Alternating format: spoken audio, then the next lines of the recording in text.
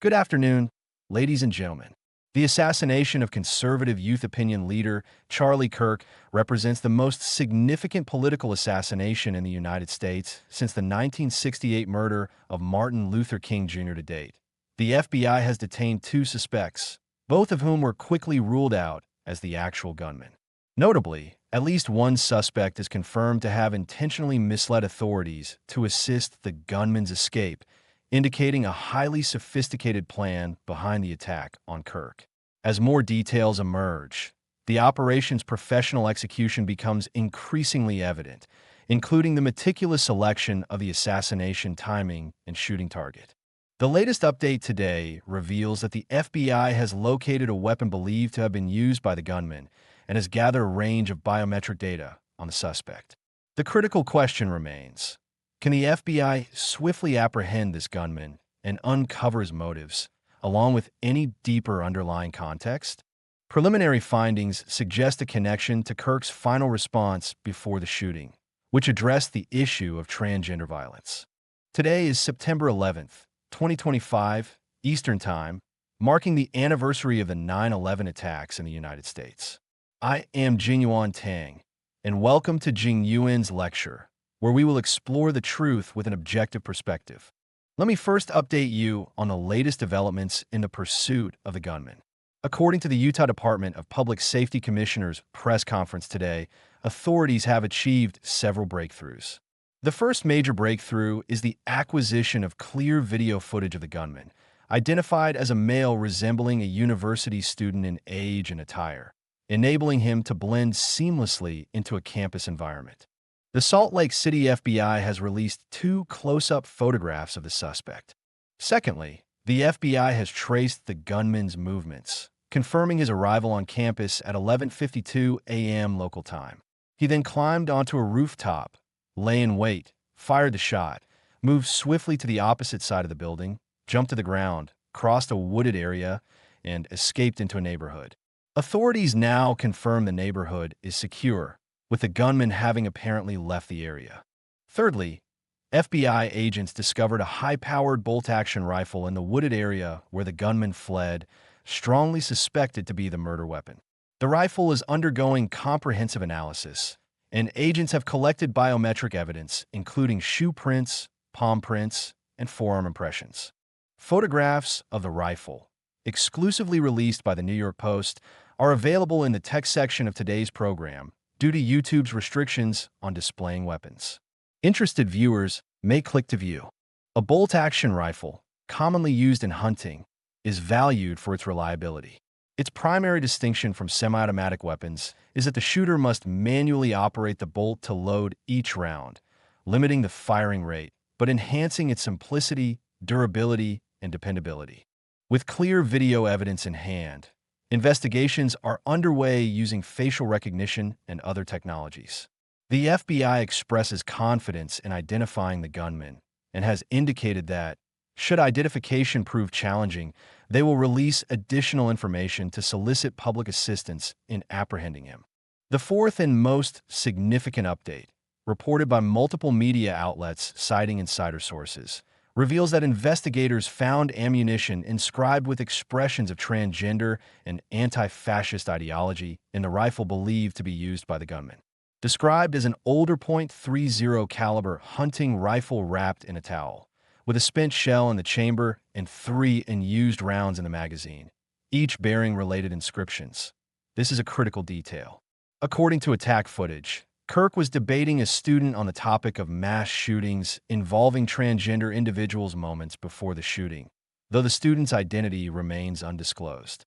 The gunman's inscription of transgender ideology on the ammunition appears to be a deliberate message for authorities, suggesting a pre-planned decision to leave the weapon near the scene.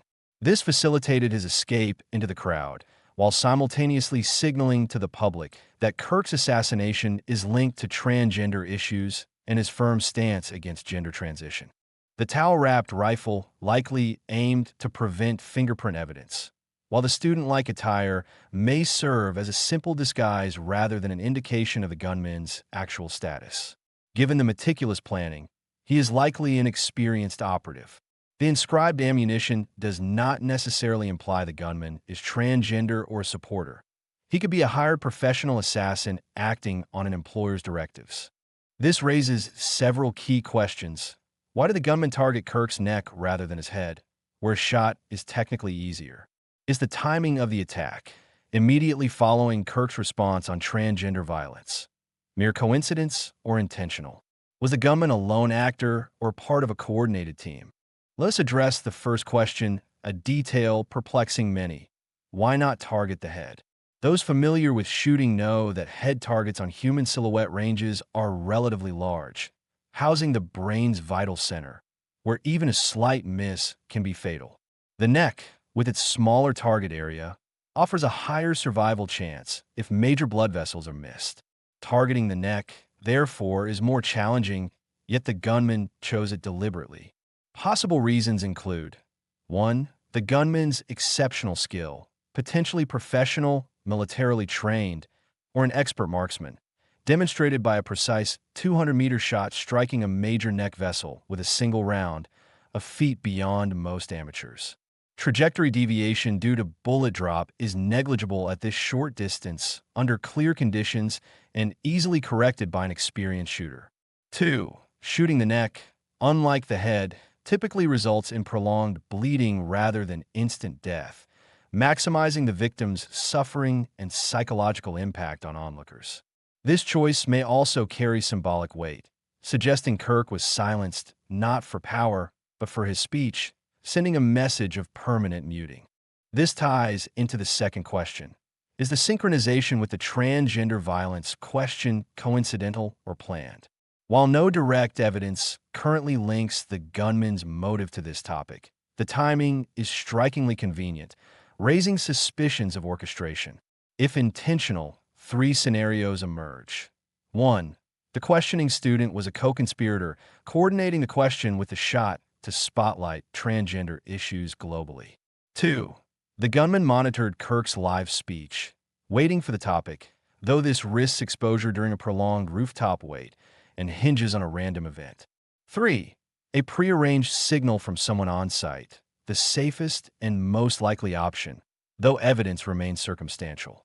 A widely circulated video shows 2 individuals behind Kirk, a black-clad man, confirmed as his chief bodyguard, and a white-clad, capped man filming with a phone, making odd gestures before the shot. The latter's identity is unclear. He could be an innocent bystander adjusting his hat and ear. Nonetheless, with many people around Kirk, and he could have signaled discreetly, suggesting a team effort rather than a lone gunman. This leads to the detained suspects, particularly the first, an older man, a Utah Valley University professor, who claimed responsibility, invoked his right to silence, and repeatedly urged police to shoot him. Proven not the gunman, he is now held for obstructing justice. His early interference likely aided the real gunman's escape. Despite authorities gathering extensive data on the suspect's appearance and biometrics, over 24 hours later, with a $100,000 reward offered, the gunman remains unidentified and at large, a testament to the plan's sophistication, environmental factors, and the decoy's distraction. The image indicates the shooting location, with a parking lot behind the building. Though police believe the gunman entered a neighborhood via woods, another parking lot nearby suggests he could have reached a vehicle in 3 to 5 minutes. While attention focused on the decoy, the gunman may have driven miles away. For an hour post-shooting, police couldn't pinpoint the firing location, let alone the suspect, and a 45-minute drive to Provo Airport was feasible. By the time authorities reoriented, he might have fled Utah by plane, as airport footage checks apparently yielded no results, prompting today's reward. This underscores the gunman's meticulous escape plan. His current location, still in Utah or hidden in a safe house, remains unknown. Without an identity, capturing him is akin to finding a needle in a haystack. However, an encouraging update emerged this afternoon. The Utah Department of Public Safety postponed a 12:45 p.m. press conference due to rapid investigation progress, rescheduling for later today. FBI Director Kash Patel and his deputy's arrival in Salt Lake City to oversee operations may signal a major breakthrough. We await further developments. Amid the grim news, let us share some hopeful updates. Kirk's assassination, with its profound impact on the U.S. and even left-leaning Europe, is awakening some to the dangers of extreme ideologies. A former Chinese-American Democratic donor, once a major Obama supporter who voted for Harris and opposed MAGA teachers, has registered as a Republican. Australian left-wing influencer Drew Pavlou has shifted rightward, rejecting alignment with Kirk's killers.